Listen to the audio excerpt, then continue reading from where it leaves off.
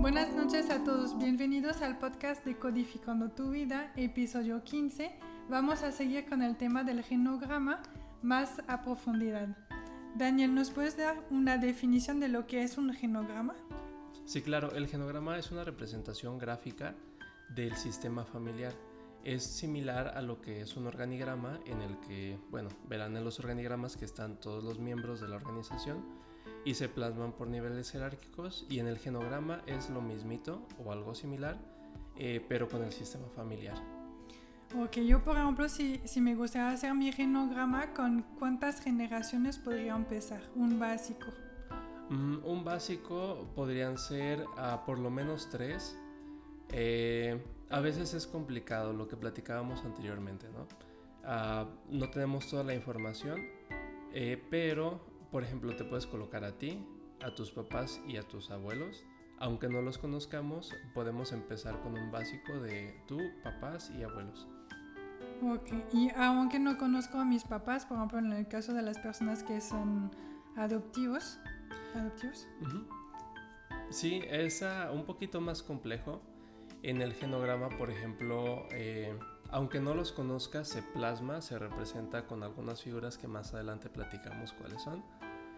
Y también se integran a los papás adoptivos y obviamente los papás biológicos. Y también tiene su simbología. Por ejemplo, depende de en qué momento de la vida fueron los papás adoptivos. Se colocan de cierta manera para que podamos entender que están los biológicos y los adoptivos también. Pero sí es posible. Ok, entonces por lo que entiendo, pues sí están los dos sistemas, tanto de los biológicos que los papás adoptivos, en el genograma de una persona adoptiva. Y hablando de estos diferentes casos, ¿nos podrías platicar un poquito acerca de la simbología que se usa para el genograma? Sí, la simbología hay una general, sin embargo hay algunos autores que manejan algunas pequeñas variaciones, y también va a depender de estos autores en los que la persona que lo haga se base. Y de manera general, para los varones se utiliza un cuadrado o un triángulo, y para las mujeres se utiliza un círculo. Entonces todos aquellos miembros de la familia que sean varones van a ir con esta simbología y las mujeres con esta otra. Y por ejemplo hay representaciones para aquellos que ya fallecieron, para abortos, sean inducidos o sean espontáneos. Hay también que incluirlos, porque más adelante vamos a platicar acerca de la utilidad del genograma en la cuestión terapéutica. Sin desviarme de la parte de la simbología, hay por ejemplo manera de conectar a miembros de la familia, porque también se puede plasmar la relación que había entre ellos. Si a lo mejor en alguna época de la historia familiar hubo pleitos, con algunas líneas se marca que hubo conflictos o relaciones no tan favorables, y viceversa, a lo mejor hubo relaciones muy cercanas y también se pueden plasmar.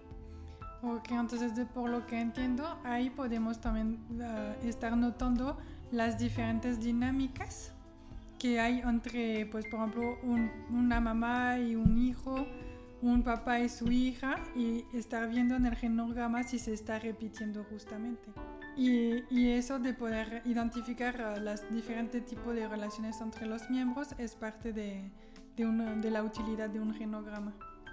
Sí, así es, que por ejemplo en las terapias, en psicoterapia, incluso en algunas cuestiones de psiquiatría, se utiliza como base para deducir y encontrar cuáles son los patrones o cuál es el asunto de la historia familiar que llevó a la persona a tener los síntomas o diferentes síntomas que pudieran existir.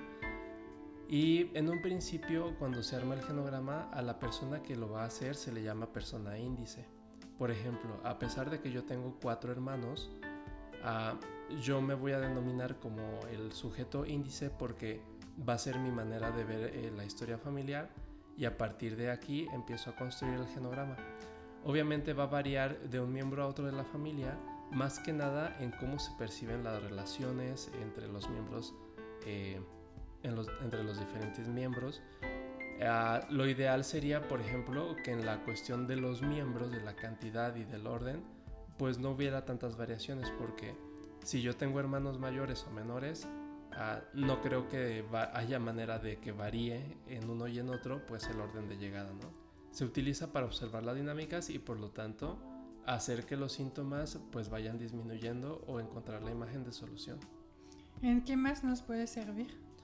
De manera general nos sirve para encontrar un sentido en la historia, observar de dónde vienen algunos patrones familiares.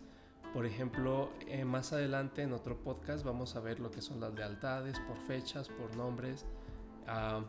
Hay también órdenes en la llegada de los hijos que se repiten, entonces se pueden observar síndromes de aniversario, patrones repetitivos, y entonces también se puede observar las dinámicas en relación a la terapia sistémica, lo que platicábamos de los órdenes del amor, que eran pertenencia, jerarquía y equilibrio. Entonces, al momento de revisar el genograma, podemos observar si hay alguna jerarquía que está corrompida, en la que alguien se está cambiando de lugar. Podemos ver miembros excluidos, algunos que no se toman en cuenta o que se prefieren no mencionar. Secretos familiares, obviamente, y pues también dentro de la historia familiar la cuestión del equilibrio. Ok, muchas gracias por toda esa información. En el próximo podcast vamos a estar revisando justamente ese tema de las afinidades entre los miembros, que sea entre hermanos o que sea entre las diferentes generaciones. Entonces nos queda despedirnos de ustedes, les deseamos una buena noche y nos vemos dentro de una semana. Bye. Hasta luego.